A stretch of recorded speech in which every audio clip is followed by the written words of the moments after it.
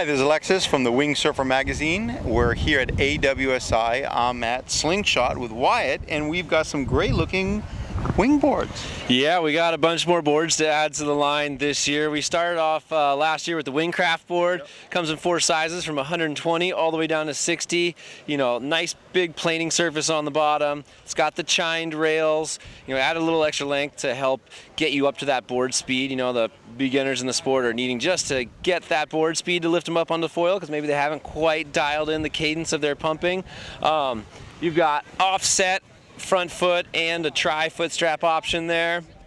Nice long tracks, bottom center carry handle. I mean, that's absolutely crucial for getting in and out of the water, especially if there's any sort of shore break there. This is the board that I've been riding for the last year. Nice lightweight construction, just a really good all-around board. You know, I ride the 75 most of the time, start people at the school on the 120, and then just for this year, we have the Wing Raider boards. So we got Wing Raider in 3 sizes and a Wing Raider XL in 3 sizes. 100, 120, 140 in the XL, and then 70, 80, and 90 in the regular Wing Raider. These things are just packed with wing-specific features here. You've got more of a mid-drive, so the foil tracks are actually further in the front of the board, and they've got this nifty out the back foil track. So you can just kind of line up your bolts and leave them in your pedestal, slide it all the way back in, and pull it right back out. You've also got the numbered scale so you can remember where the back of your plate was and get your foil in the right place every single time. Again, it's got the center bottom carry handle and just a really flat bottom planing surface there to a double concave in the nose that helps with touchdowns, kind of distributes the water when you touch down instead of pulling to one direction or the other. That's why I got that double concave up there. But again, just a really nice big flat surface in the middle to get planing on. They're a little shorter and a little wider than the Wingcraft boards. Another feature I like a lot is just this, it's got deck channels there, which as you're trying to climb onto the board from the side, you know, you get your thumb in there, you can get a good grip on the rail to pull yourself up onto the board. We all know that we're falling in the water 1,800 times a day, absolutely, climbing back on the board. So that's the Wing Raider. Again, 3 sizes of Wing Raider, 3 sizes of Wing Raider XL. We go from 70 all the way up to 140.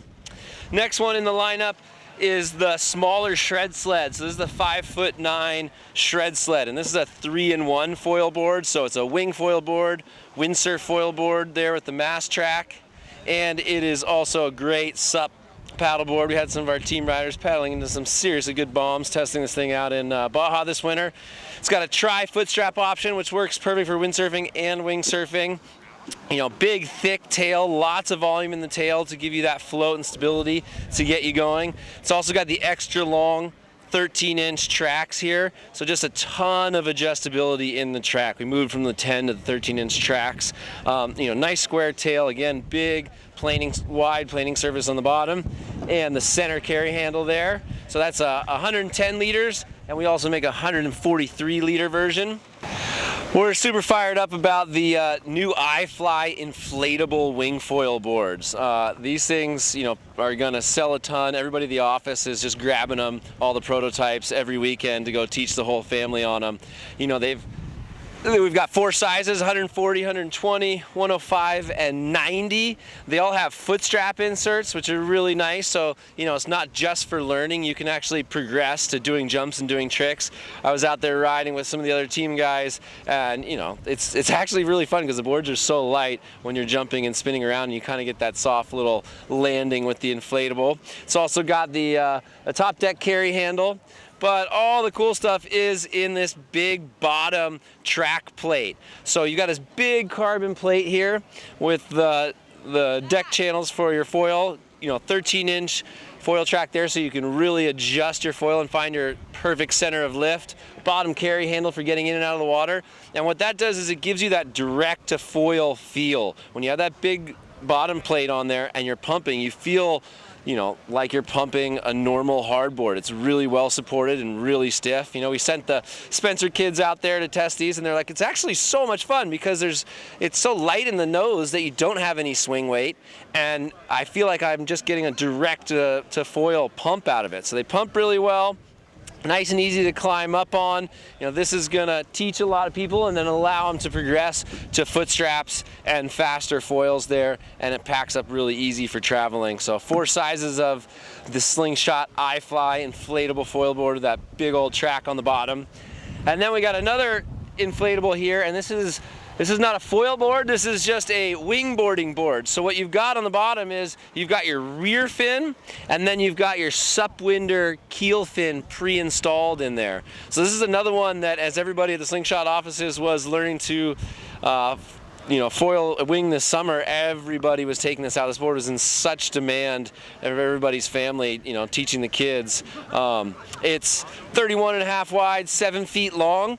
When I was testing this down at my resort in Baja, the cool thing was that like even smaller people didn't have a problem carrying the board upwind in one hand and the wing in the other hand. And you know, it's not an 11-foot board, they're not getting blown around. It's nice and light so that people can, you know, float downwind as they learn. They can carry both the wing and the board upwind at the same time without struggling. Nice and wide. It's also got a windsurfing mast insert there in the front, so you can windsurf this thing too. And it's just a lot lighter. We found a lot of people were taking our 11-foot inflatables and hiking into beautiful lakes and paddling over to waterfalls. But you know, that's a lot heavier than this 7-foot tracker board. A lot easier to carry in, go for a hike. You know, you can still stand up paddleboard it. It's 31.5 wide, but it's just a great board for teaching the whole family how to control the wing and be able to stay upwind with that Sup Winder center keel fin. So you get your family board here, that beginner board that's great, versatile, but like really, like what do you really ride? When it's truly good nuking conditions, then I'm on my Flying Fish, which is kind of a crossover prone board, prone foil, kite foil, and wing foil board. So it's a sinker. I'm sinking it all the way under me. I think we got one over here. Shh. Let's take a look at this. Ooh, look at this little freshy. Ooh. So this is the Flying Fish. This is what I'm using, you know, when it's really good conditions, and it is just amazing how much more control you have over the foil with that smaller board and how much more efficient you are at pumping. You wouldn't think the board makes that much difference, but when you get to such a small size like this, it is huge. You know, it's got 10-inch tracks at the bottom. Again, a lot of width and wide, you know, surface planing area for the size of the board, and it was only basically the middle of last year that I started using the full sinker boards like this. There's a 30 liter, 35, and a 40 liter.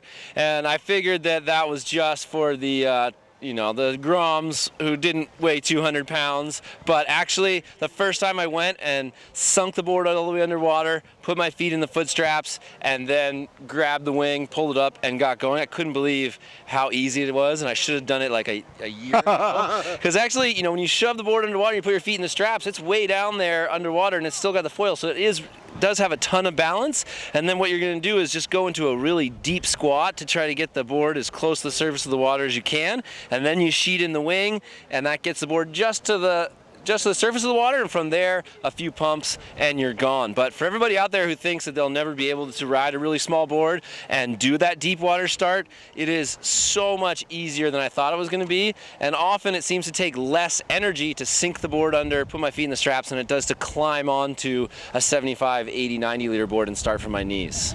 I mean, you make it sound so simple. Maybe we should have you make a video about doing it. Oh, there we go, folks. An exclusive here. You can make it happen. But yeah, the 35 liter for my size at 200 pounds, I can sink it. If you're more like 160 pounds, you'd probably want to go with a 30 liter, so it's easy for you to sink under the water. But just the Flying Fish is just the next level of fun when it comes to winging. You're just so free and good control over that foil. So where can they find info on this and all the rest of the boards? Slingshotsports.com. You got awesome hype videos for each product, and then a tech walkthrough video, usually by me, with more of the features, specs, and how to use the product. Awesome. Thank you so much, sir. Good hanging with you guys.